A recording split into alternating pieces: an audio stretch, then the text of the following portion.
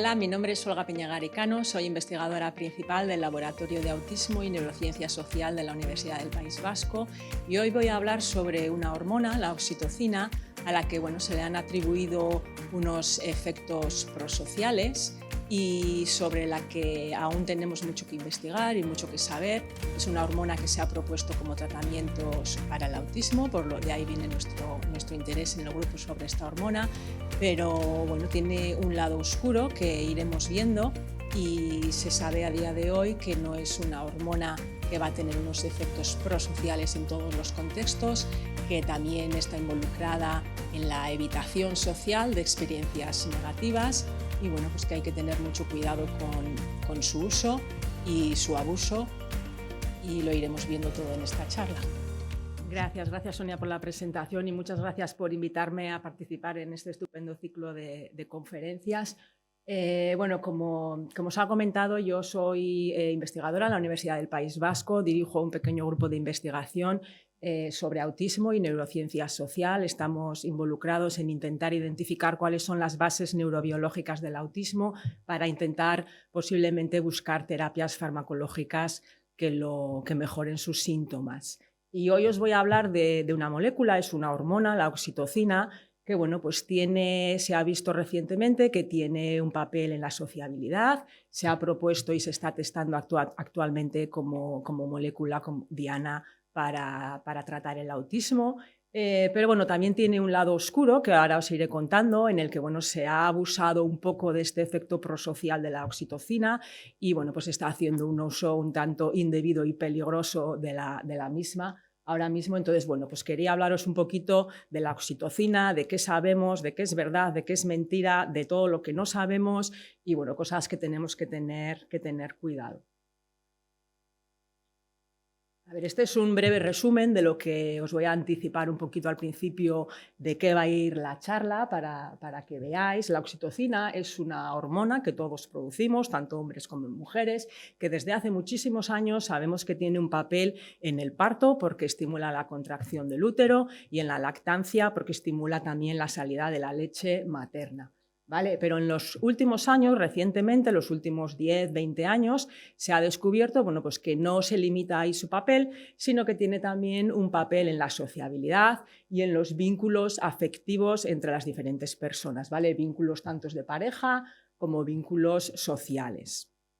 Además, en diferentes modelos de autismo, luego os hablaré un poquito más sobre qué es el autismo, cómo se diagnostica, dónde estamos un poco con la investigación sobre autismo, pero lo que se ha visto es que la oxitocina en diferentes modelos de autismo muestra un efecto prosocial bastante llamativo. Este en concreto os he puesto, luego os hablaré un poquito de cómo generamos un modelo de autismo, etcétera, pero para que tengáis una breve idea de su efecto al inicio de la charla, este es un modelo de autismo con el que nosotros trabajamos, es un modelo genético, luego os explicaré un poquito, y que su característica principal es que tiene unos déficits sociales, es decir, los ratones normalmente por naturaleza es una especie social, interactúan entre ellos, y estos en concreto no muestran ese interés en interactuar. Nosotros hace unos años hicimos una batería de test farmacológicos con diferentes sustancias que pareciese que estuviesen involucradas en la conducta social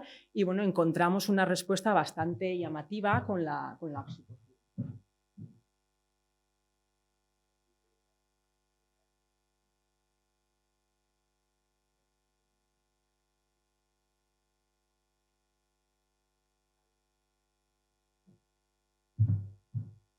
Estos son ratones con síntomas autistas, como os decía, que han sido tratados con una sustancia placebo, entre comillas, y estos son ratones que han sido tratados también con síntomas autistas, que han sido tratados con oxitocina.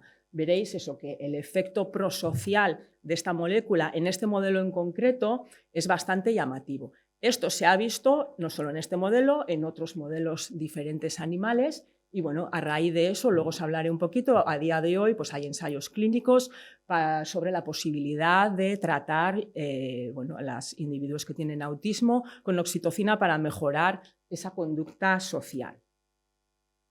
¿Pero qué ha pasado? Que a raíz de todos estos descubrimientos, pues bueno, hay gente que se ha aprovechado un poco de estos efectos prosociales y estos efectos sobre los vínculos afectivos, y a día de hoy se venden sprays de oxitocina comercialmente en los que te prometen tener una vida social, amorosa, sexual, etcétera, más satisfactoria. Entonces, a día de hoy, os he puesto aquí algunos ejemplos, pero si buscáis en internet hay decenas de ejemplos en los que, aquí por ejemplo hay una sustancia que se llama Hapox, en el que pues te promete una felicidad y se basan en resultados científicos que están sacados un poquito de contexto y pues están vendiendo una especie de pócima del amor.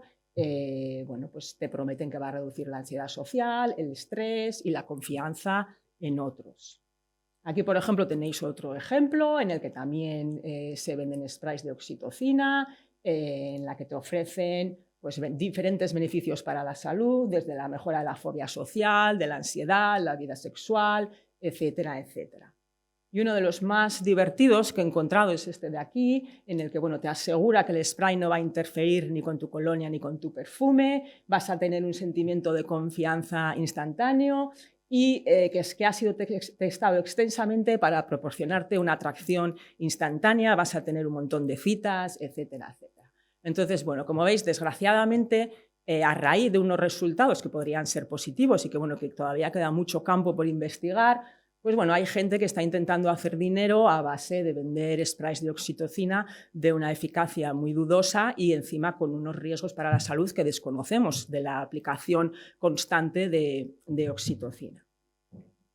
Entonces, ¿mito o realidad? Creo que a estas alturas de la charla ya habéis entendido que es más mito que realidad, hay una parte de realidad, pero obviamente la oxitocina no va a tener todos esos efectos que estos sprays prometen, y como iremos viendo poco a poco en la charla, y ha comentado un investigador que lleva 40 años investigando sobre la oxitocina, Larry Young, en la Universidad de Emory en Atlanta, la oxitocina no es la hormona del amor, sino que nos hace más sensibles a la información social, de manera que podemos responder mejor a ella, ¿vale? Pero no nos va a hacer prosociales instantáneamente.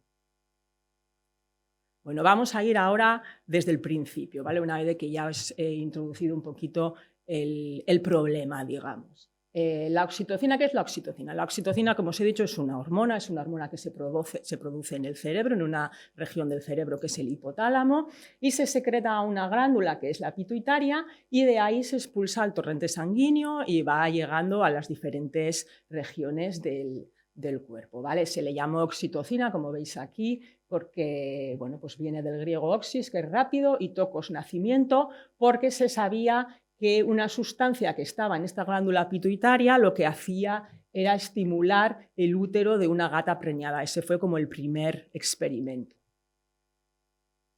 A partir de ahí, en el 1955, es cuando se descubrió exactamente qué era esa sustancia. Se sabe que es una pequeña proteína de 9 aminoácidos, y se realizó su síntesis, y a la persona involucrada se le dio el Premio Nobel de Química en el año 1955.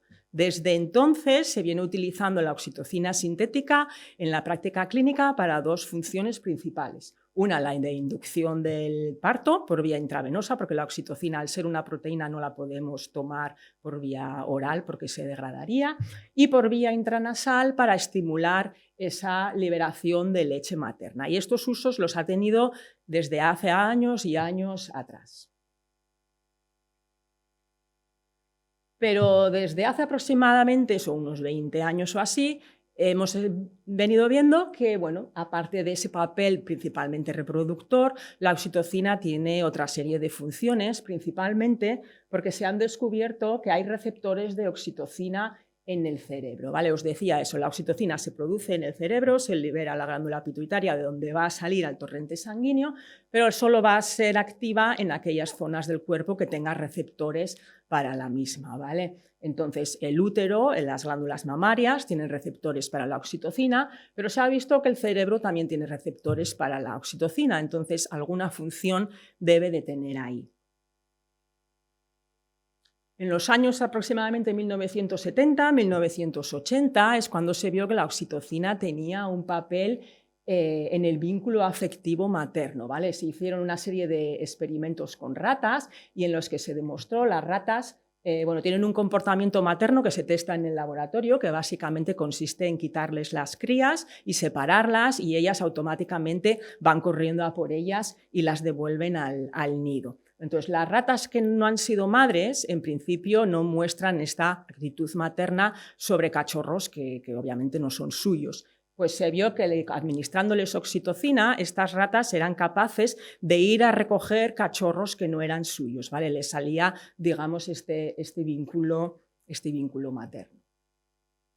Un poquito más tarde se realizaron experimentos con una especie que es el ratón de campo, en el que hay dos principales especies de este ratón, que físicamente son muy similares, pero en su comportamiento es muy diferente, ¿vale? Hay una especie que es un ratón solitario, se junta en parejas simplemente para aparearse, pero luego se separan, van cada uno por su lado, y hay otra especie que en cambio viven, una vez que se emparejan, viven siempre en parejas, ¿vale? Entonces hay un investigador, este hombre que os he comentado antes, Larry Young, que lleva muchísimos años estudiando la oxitocina, que tenía interés en saber dónde está la base neurobiológica de este comportamiento social tan diferente entre estas especies que a priori parecen prácticamente iguales, ¿vale? Entonces os voy a enseñar aquí un vídeo en el que este es un macho de una pareja de estos ratones emparejados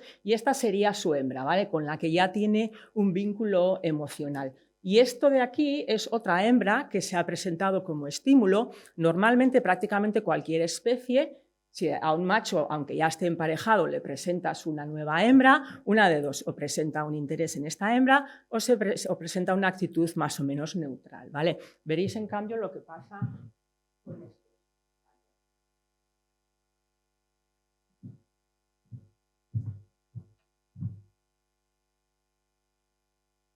Directamente le ataca, ¿vale?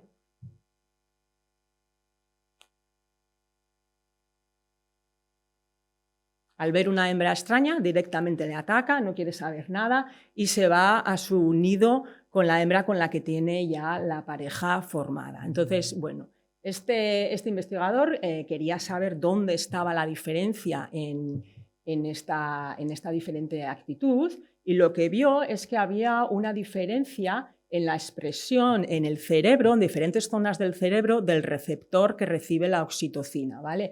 En los roedores que viven en pareja había una expresión, esto que veis aquí son rodajas de cerebro cortadas así y luego se ha teñido el receptor de oxitocina que lo veis en negro, ¿vale? Entonces veis aquí a esta altura del cerebro hay una diferencia bastante asombrosa en la expresión del receptor, sobre todo en una zona del cerebro que se llama el núcleo accumbens, que es la misma zona del cerebro que está relacionada con la adicción, ¿vale? Para que os hagáis una idea de su efecto. Entonces, esto significa que, por una parte, os podéis imaginar que ya no solo el tener unos diferentes niveles de oxitocina pueden alterar tu comportamiento, sino que también la distribución y la cantidad de receptores que tengamos en el cerebro también pueden estar variando nuestra conducta.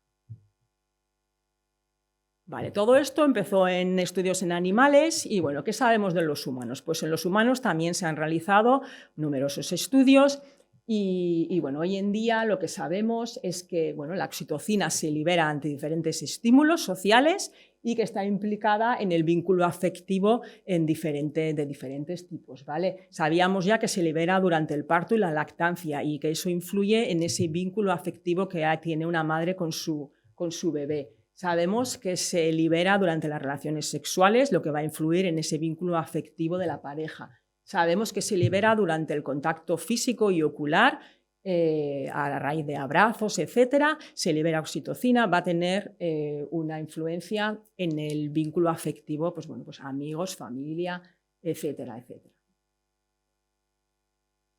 A raíz de ahí, pues se han hecho, os podéis imaginar, una disparidad de estudios diferentes sobre oxitocina, sobre en qué aspectos concretos de la sociabilidad puede estar puede estar involucrada y bueno, pues se han visto pues, cosas bastante interesantes. Os he cogido los 4 estudios más relevantes en el campo y más llamativos, ¿vale? Este es un trabajo que apareció en la revista Nature en 2005, que es una de las revistas científicas más importantes en el campo, en el que bueno, demuestran en una especie de juego de neuroeconomía que la oxitocina aumenta la confianza en el prójimo, ¿vale?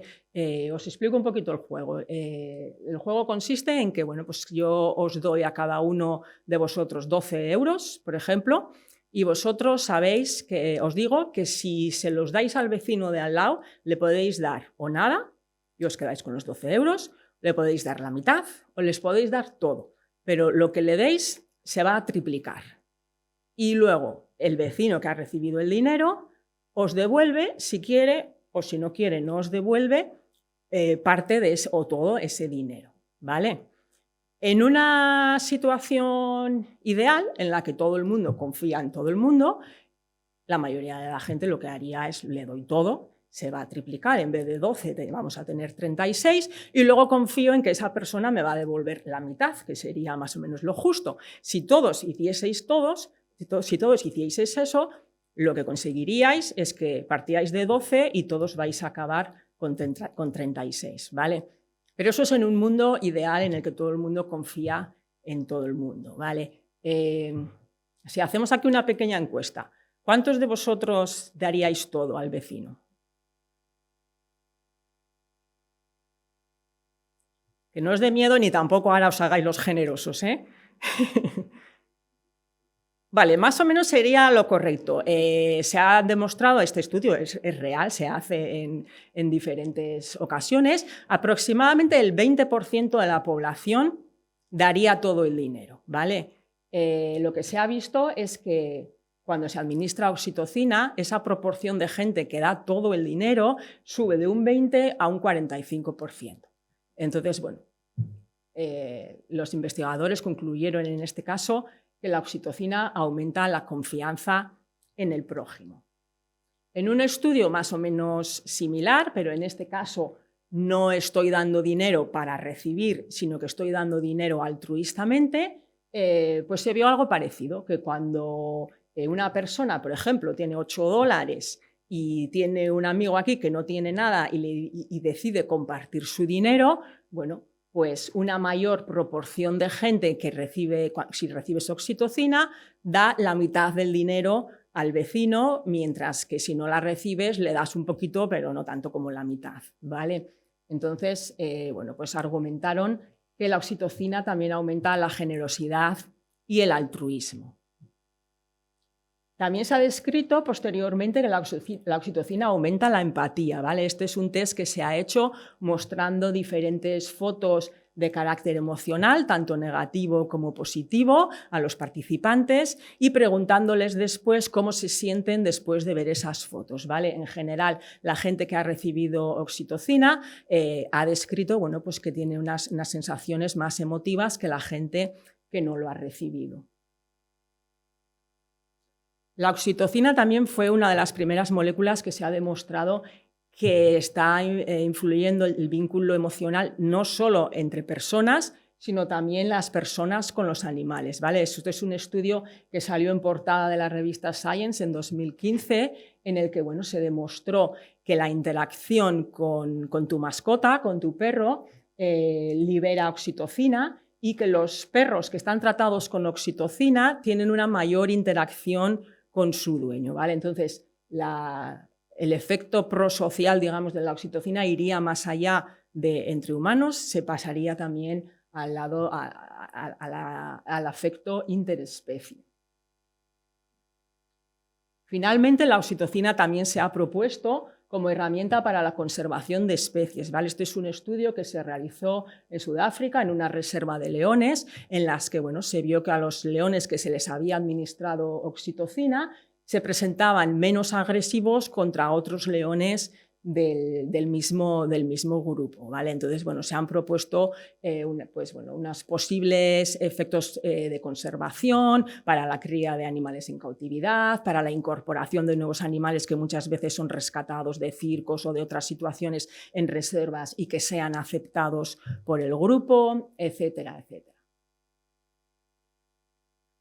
Vale, pues todo es un poquito para que veáis, bueno, qué disparidad de estudios, qué efectos parece que pueda tener la oxitocina. Son estudios bastante rigurosos, publicados en revistas prestigiosas, entonces algo de verdad tiene. Y ahora os voy a hablar un poquito sobre el autismo, sobre cuál es el papel de la oxitocina como posible tratamiento del autismo, y luego empezaremos a ver un poquito pues esos huecos que tenemos y que no todo es tan bonito en la investigación con oxitocina, ¿vale? Bueno, el trastorno del espectro del autismo fue descrito primeramente por un psiquiatra, Leo Kanner, en el 43, cuando se describió a un grupo de niños que principalmente no se relacionaban socialmente, no hablaban muy poco y eran muy reacios a cambiar su rutina, ¿vale? Un dato a tener en cuenta es que en principio su coeficiente intelectual es normal, ¿vale? No tienen una deficiencia intelectual. Otra de las características es que, aparte de estos síntomas, la gran mayoría de los individuos afectados por el autismo presenta otra serie de problemas, como pueden ser falta de atención, hiperactividad, agresividad, ansiedad, hiperreactividad sensorial, problemas de sueño, problemas gastrointestinales o epilepsia, ¿vale? Estos serían los más frecuentes, pero aproximadamente el 70% de individuos con autismo van a tener algún otro problema relacionado. El hecho de llamar espectro es precisamente por eso, ¿vale? Porque la sintomatología es muy dispar y pues se pueden presentar diferentes combinaciones y diferente gravedad en cada uno de estos dominios de comportamiento. Incluso para el mismo dominio de comportamiento, como podría ser, por ejemplo, la sociabilidad, en determinados aspectos pueden estar mejor, pueden estar peor, ¿vale? Entonces, debido a esta variabilidad clínica, pues le denominamos que es un espectro. Los criterios para el diagnóstico son los siguientes, ¿vale? Son dos principalmente. Uno van a ser problemas en la comunicación social, en las interacciones sociales, y otros van a ser respecto a las actitudes repetitivas, ¿vale?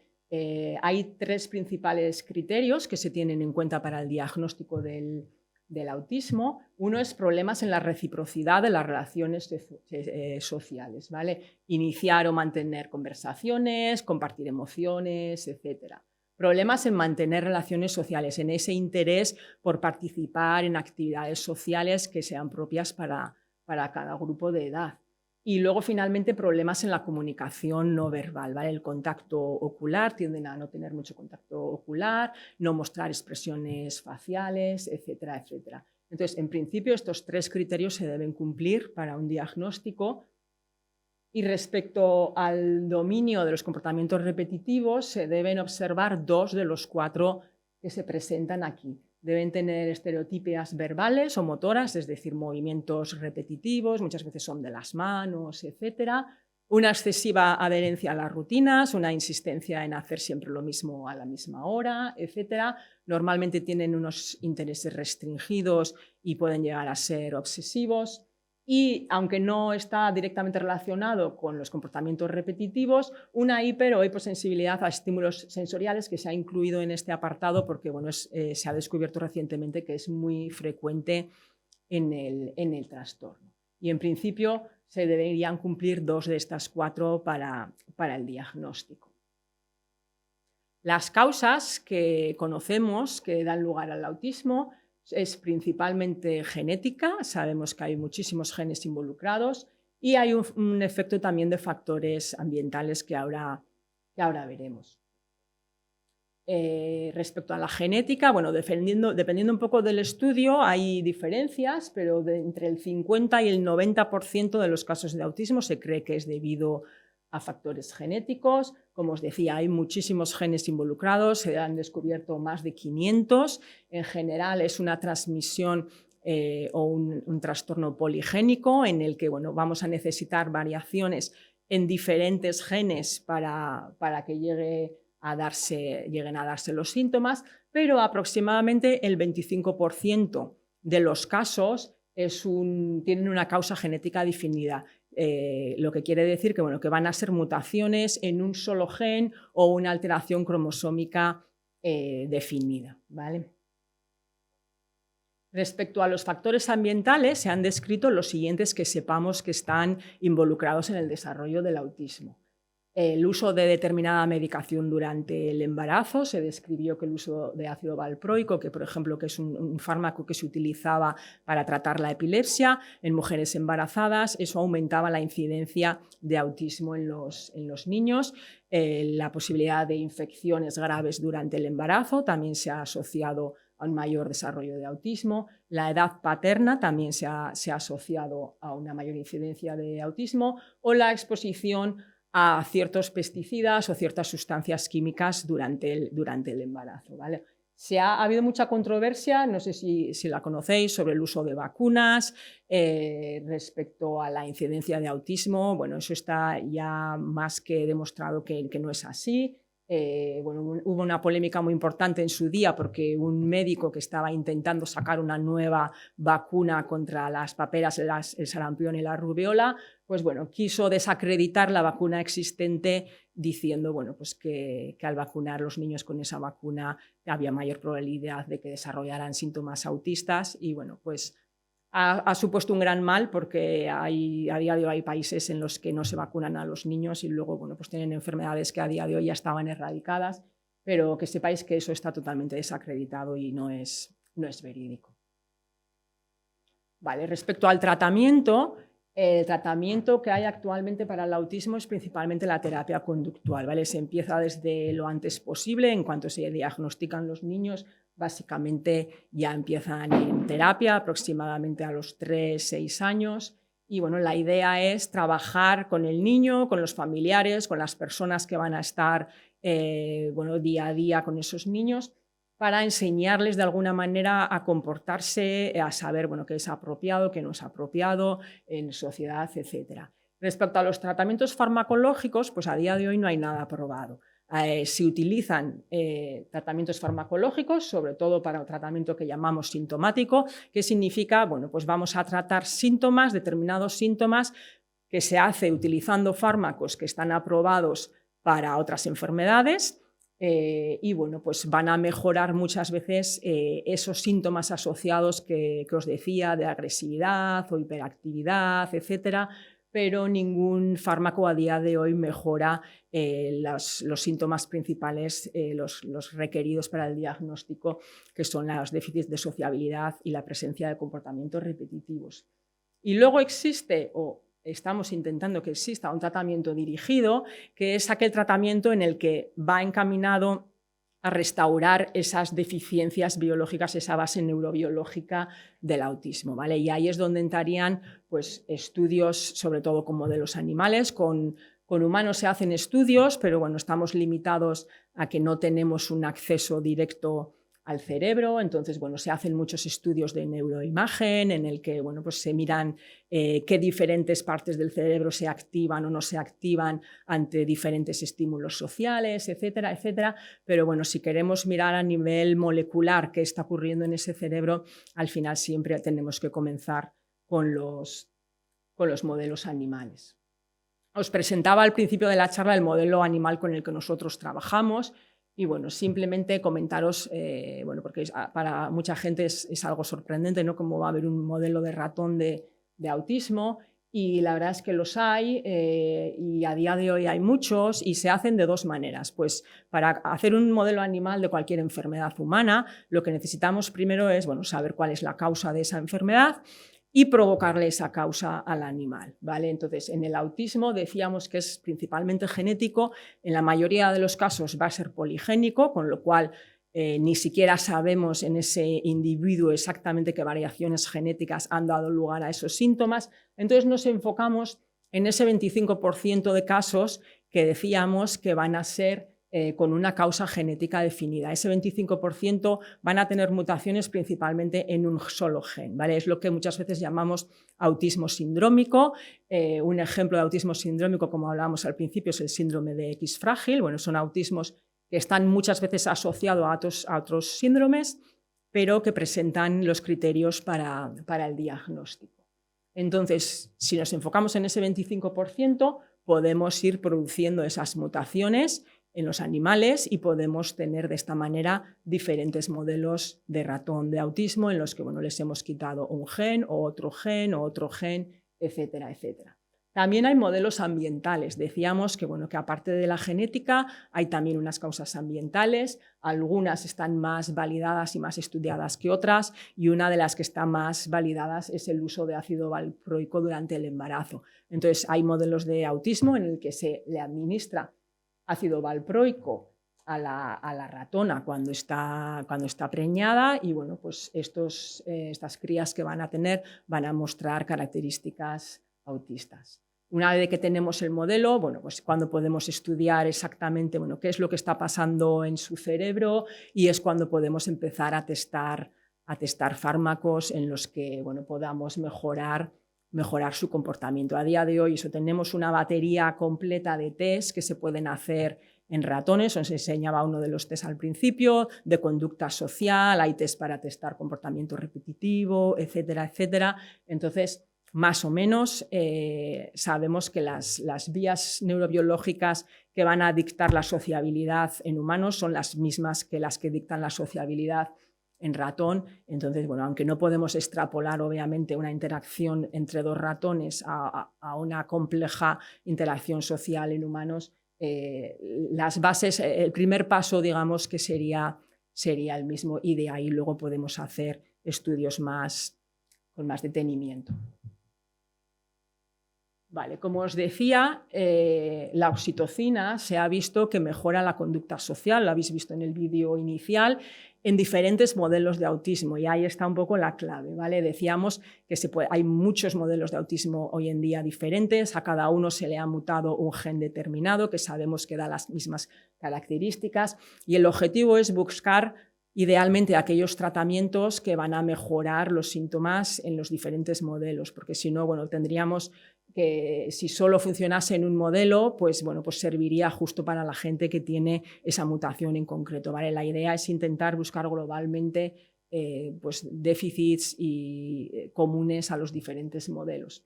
Otro dato a tener en cuenta es que, aparte de que funciona o tiene unos efectos prosociales en diferentes modelos de autismo, es que principalmente funciona mejor en los animales que muestran unos niveles bajos de oxitocina, ¿vale? Y esto es importante. Nosotros, cuando hicimos el experimento inicial en el que os mostraba los resultados sociales de nuestro modelo de autismo, nosotros también probamos la oxitocina en un ratón normal, ¿vale? Que no tiene ningún déficit social.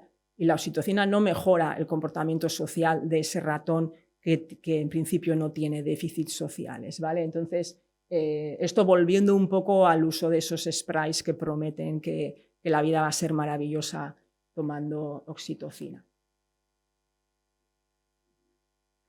A día de hoy hay aproximadamente 40 ensayos clínicos distribuidos por el mundo en los que se está testando la oxitocina como posible tratamiento para el autismo, ¿vale? Para mejorar esas conductas sociales.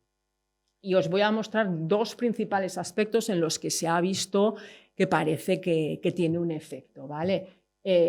Una de las cosas que se ha visto es que mejora ese punto del que hablábamos. Estos son los criterios que os he puesto antes para el diagnóstico, y ese punto del que hablábamos de la comunicación no verbal, el contacto ocular, etcétera, se ha demostrado que está mejorado por el uso de oxitocina, ¿vale? Esto es una técnica que se le denomina el eye tracking en inglés, en donde se puede presentar una fotografía a una persona y se puede determinar con un aparato exactamente dónde está mirando en esa fotografía la persona que estamos testando, ¿vale? Antes del tratamiento con oxitocina, pues se ve que la mirada va un poco difuminada por toda la cara, y después del tratamiento con oxitocina vemos que se centra mucho más principalmente en la zona de los ojos y la boca, ¿vale? Que serían pues, las zonas más expresivas al final de una cara. Otra de las cosas en las que parece que la oxitocina mejora en el autismo es en entender las expresiones faciales. Esto se aplicaría a este primer punto de problemas en la reciprocidad de las relaciones sociales, ¿vale? Ese compartir emociones, etc. Los individuos que tienen autismo tienen un problema sabiendo qué significan las expresiones faciales, o sea, no tienen muy claro si esta persona está feliz, triste, tiene miedo, etcétera, etcétera. Les cuesta entender las expresiones faciales. Posiblemente también asociado al hecho de que tampoco se enfocan en la zona de la cara que transmite, digamos, las expresiones faciales, ¿vale? Entonces, en principio, este aspecto de la sintomatología del autismo también se ha visto que está mejorado por la oxitocina. Vale, también hay algunos estudios que luego hablaré un poquito de lo que nos falta, ¿no? Que no han encontrado mejorías. Esto es un poco una recopilación de los diferentes estudios, de los resultados que parece que tienen más sentido, que parece que tienen pues, bueno, una mayor replicación y que vemos bueno, pues que se van repitiendo en los diferentes estudios, pero no todos obviamente han mostrado resultados positivos, con lo cual todavía queda un largo camino por investigar. Desafortunadamente, pues bueno, pues cuando se está investigando sobre la oxitocina y se le atribuyen todas estas actitudes positivas y esta maravilla de molécula, bueno, pues se ha ido descubriendo que igual no es tan maravillosa, ¿vale? Que no siempre va a tener un efecto prosocial, sino que en determinados contextos pudiese tener incluso un efecto antisocial, ¿vale? Entonces os voy a mostrar un poquito lo que se está descubriendo al respecto. Como os podéis imaginar, bueno, pues una conducta social normal, funcional, para que uno funcione en la vida, pues no significa ser amigos de todos y ir dando abrazos por ahí a todos, sino que bueno, pues hay unos contextos en los que se promueve ser sociable y hay otros contextos en los que bueno, pues tenemos que estar atentos porque igual en determinadas ocasiones, determinadas circunstancias, tenemos que también saber evitar determinados problemas, tenemos que saber evitar determinadas relaciones sociales. Lo que se ha descubierto es que la oxitocina también está involucrada en poner esa pausa o ese freno a las relaciones sociales en determinados contextos. Lo que sabemos es que también modula eso, la evitación social. La oxitocina se ha visto en diferentes estudios que modula el instinto de protección, lo cual tiene sentido porque bueno, pues si modula el vínculo afectivo, tiene sentido que al final suponga que eres más protector con esas personas con las que vas a tener ese vínculo. Se ha demostrado que aumenta la distancia interpersonal con gente que no es de nuestro entorno, con gente que no conocemos. Se ha demostrado también que disminuye la cooperación con gente que no es de nuestro grupo. Esto se ha hecho bueno, pues comparando diferentes grupos que tienen que cooperar para una determinada actuación. Bueno, pues la oxitocina puede promover esa cooperación interna, pero no promueve una cooperación externa. Y también promueve evitar relaciones sociales desconocidas, sobre todo después de que ha habido una experiencia negativa. Bueno, pues te pone alerta y decir, bueno, hay determinadas experiencias que necesitamos evitar y esto lo hace aumentando esa ansiedad. Entonces, como os decía, pues es una molécula que tiene efectos prosociales, está siendo estudiada como posible tratamiento para el autismo, pero también tiene una parte que se está empezando a ver ahora que quizá no es del todo tan positiva y que pueda depender su efecto sobre todo del contexto donde estemos utilizando la oxitocina. En definitiva, lo que sabemos de la oxitocina es lo que llevábamos sabiendo hace 50 años, que es que está aprobada para el uso para la inducción del parto, para la estimulación de la lactancia. Hay que tener en cuenta que estos son usos muy puntuales, ¿no? La inducción del parto se hace una vez. La estimulación de la lactancia se recomienda tomarla intranasalmente aproximadamente 2 o 3 minutos antes de dar de mamar y ya está. Y lo que estamos viendo ahora con todos estos estudios es que bueno, pues lo que no sabemos es que no hay estudios de diferentes dosis de oxitocina, diferentes longitudes de tratamiento de oxitocina. Se sabe que tiene un papel en la conducta social, pero parece ser que pueda estar, sea dependiente del contexto, con lo cual si aplicamos oxitocina a alguien en un contexto negativo, quizá incluso se puedan empeorar esas actitudes sociales.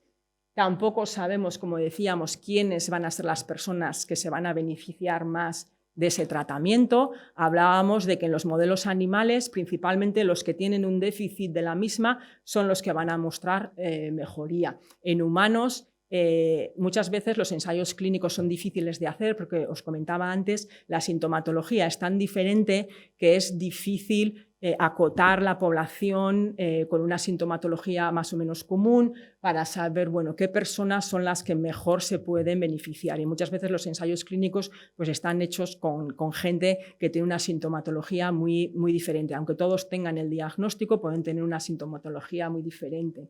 Y luego lo que os decía, que no hay datos de su seguridad, de su efectividad con tratamientos a largo plazo, de si pudieran tener efectos adversos, etcétera, etcétera. Entonces, bueno, está en estudio, hay cierto de realidad, es una hormona que está involucrada en los vínculos sociales y bueno, pero no es todo tan positivo.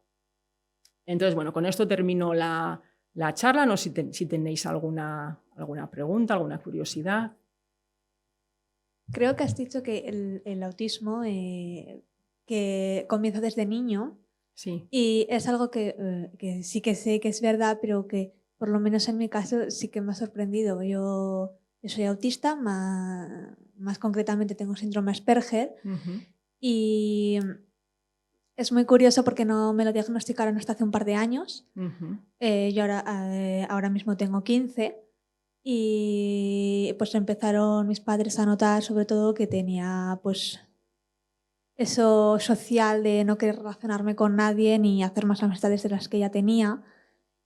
Y es algo que nos impresionó mucho, sobre todo porque desde pequeña me hacía amiga de todas las personas que había en el parque, de la niña, del niño y de la abuela del niño. O sea, era impresionante.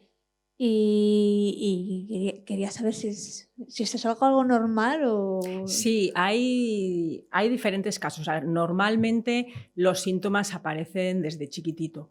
Es verdad que en algunos casos se ha descrito un crecimiento normal hasta una cierta edad y luego es como que si empiezas a retroceder en capacidades que ya tenías anteriormente. Entonces se han descrito los dos casos. Hace unos años, de hecho, el criterio del diagnóstico del autismo se había limitado a los 3 años de edad. Es decir, si no aparecían síntomas a los 3 años de edad, si apareciesen más tarde, ya automáticamente no se podía diagnosticar como autismo. Hoy en día ese límite se ha quitado porque efectivamente se ve que no es tan tajante como poner un límite de 3 años de edad. Puede haber una mayor variabilidad. Muchas veces aparecen síntomas, pero uno no se da cuenta y la persona es diagnosticada más tarde, y otras veces lo que ocurre es que pueden aparecer ciertos síntomas pero no otros, ¿vale? Hablábamos de los criterios del diagnóstico, al final son un montón de criterios que tienes que cumplir hasta que te puedan dar un diagnóstico, digamos. Entonces quizá pueda haber unas deficiencias en uno pero no en todos y el diagnóstico sea más tardío, pero es verdad que en algunos casos se ha descrito un crecimiento normal y luego una especie de dar pasitos para atrás. Sí. Supongo que han hecho ensayos clínicos para ver estos cambios de comportamiento. Sí. Cuando han utilizado la oxitocina, ¿la han utilizado de modo intravenoso o intranasal? Intranasal. Sí. Y supongo que con repetido... El problema de los ensayos, el problema es que no están estandarizados. Entonces, hay muchos, porque a día de hoy hay aproximadamente 40, pero en general son grupos pequeños con dosis diferentes, o sea, cada estudio ha elegido la dosis que quieren administrar. Sí que es verdad que yo creo que la mayoría de ellos son intranasal, porque es más cómodo de administrar, pero hay desde estudios que son una única dosis, a estudios, el máximo que yo conozco es hasta 6 semanas con una dosis diaria. Entonces, son estudios que son difíciles de recopilar su información porque cada uno se ha realizado en unas condiciones diferentes. Entonces yo creo que eso es lo que se necesita, pues son unos estudios más estandarizados, con unas condiciones, con grupos más grandes y unas condiciones más estándar para poder llegar realmente a conclusiones. Ya, sobre todo con una dosis única es imposible. Sí, hay muchos que son una dosis y un test concreto media hora después de esa dosis. Sí. Eso es muy difícil de entender. Sí. O sea, que lo primero que se suele utilizar son dosis únicas para ver si tiene efectos secundarios o algún problema, y luego ya se va buscando una dosis, la mínima, que pueda ser con un efecto positivo o negativo, el que corresponda. Vale, o sea que realmente está muy en pañales los ensayos clínicos, por lo que veo. Sí. Vale. Sí, se le ha dado mucho auge y bueno, pues hay interés en las empresas farmacéuticas en intentar pues sacarlo adelante, pero es verdad que los datos que hay hoy en día, pues sí, se necesitan más y mejores estudios. Ajá. Gracias. ¿En los ratones se ha visto cuáles pueden ser los efectos secundarios? Ya que me imagino que se utiliza más, no os importa inyectar, darles que a los humanos, ¿no? Sí, nosotros no hemos visto efectos secundarios. Bueno, lo único que hemos visto es que si les damos demasiada dosis se quedan dormidos. Entonces, tiene ahí un efecto un poco de atontarles. Pero lo demás no hemos visto efectos secundarios. ¿Y cómo es posible que se puedan vender productos si no sabemos cuál puede ser su efecto secundario, ¿no? Que los humanos nos... efectivamente, eso es lo que... Nos demos los sprays ahí pensando, oh, qué bien. Eso es lo que yo me pregunto, cómo no está muchísimo más regulado, porque... Eso es, sí. Sí. Todos los productos farmacéuticos están bastante regulados. Sí. Que yo sepa, en España no se pueden comprar, pero en otros países sí. Podríamos comprarlos por internet, efectivamente, ¿no? sí, lo podríais comprar. Bueno, pero no los compréis. Por internet. Tienes la impresión de que muchas veces las personas creemos más, como digo yo, en el vecino del quinto que en el médico que te está aconsejando. Sí. ¿Vosotros qué opináis de esto? ¿En quién confiáis más? Porque a veces el boca a boca funciona un poco más que cuando te lo dice un profesional. No sé si estáis de acuerdo con eso. ¿No? A ver, yo tengo un hermano que es autista, fue diagnosticado, creo que fue con 3 años, hoy en día tiene 7 años, y sí es verdad que de pequeño no era tan agresivo, pero hoy en día la agresividad ha ido aumentando y eso es algo que la verdad pues nos preocupa un poco. Me gustaría saber pues si es algo normal o... Sí, que yo sepa, ahora tiene 7 y es un chico. Sí. Que yo sepa es normal y de hecho normalmente lo peor o la parte con más agresividad probablemente sea durante la adolescencia, como ocurre en cualquier persona. Sí. Entonces, sí, a ver, los síntomas no son algo estático, no son algo fijo que tú tienes estos síntomas y van a quedarse así el resto de tu vida, sino que pueden ir cambiando. Vale, muchas gracias. ¿Qué porcentaje de la población general tiene cierto grado de autismo dentro de ese espectro tan amplio que has mostrado? Sí, de hecho, bueno, dependiendo del estudio va variando también, pero bueno, lo que vemos es que con el paso de los años la frecuencia va aumentando, ¿no? Creemos que es por diferentes aspectos. La última que yo conozco es 1 de cada 59 personas, que es mucha. Esto es unos estudios de Estados Unidos, pero bueno, supongo que en el resto de países será parecido. La frecuencia ha ido aumentando con los años. Lo que creemos es que parte quizás sea verdad que cada vez hay más, sin saber muy bien por qué, quizá porque cada vez tengan un mayor papel los factores ambientales. y otra parte que creemos que es porque hay una mayor aceptación y un mayor, pues se acepta más, se habla más. No, antiguamente, lo que podía ser una persona que igual dejábamos de lado porque no se relacionaba, pues ahora pues se le somete a unos test, se le da un diagnóstico, etcétera. Entonces, somos más conscientes de que existe.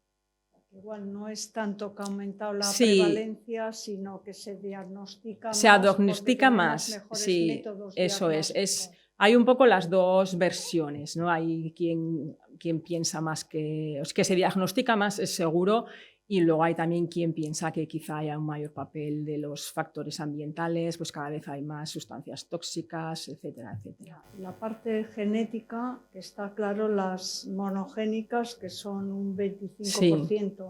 Pero la genética globalmente, casi un 2% que puede haber en la población general, ¿se les hace algún tipo de estudio genético ahora que tenemos capacidad de secuenciación masiva? Sí, la verdad es que lo que se les hace es principalmente esos genes individuales que sabemos que si los tienes mutados, pues puedes tener síntomas, puedes desarrollar el síndrome. Esos normalmente se identifican, se secuencian para saber si alguno de esos está alterado. Y el resto, pues a día de hoy, pues es sobre todo para estudios de investigación, porque no se saben, aunque se han identificado, no se sabe exactamente qué variaciones genéticas en concreto van a dar lugar a los síntomas, sino que se sabe que hay algunos genes que pues parece que tienen un papel, que cuando tienes variaciones en esos genes tienes una mayor probabilidad, pero hay otras personas que tienen las mismas variaciones en esos genes y no tienen ningún síntoma. Entonces, la penetrancia eso puede es. Ser variable. Eso es, sí. ¿Alguien quiere preguntar algo? ¿No? ¿Entre países hay diferencias en los estudios genéticos o vienen a ser similares? ¿En qué sentido? Que son los mismos genes, sí, por ejemplo, sí. A nivel europeo, sí, frente a Sudamérica. Sí, son los mismos genes, sí. Mismos.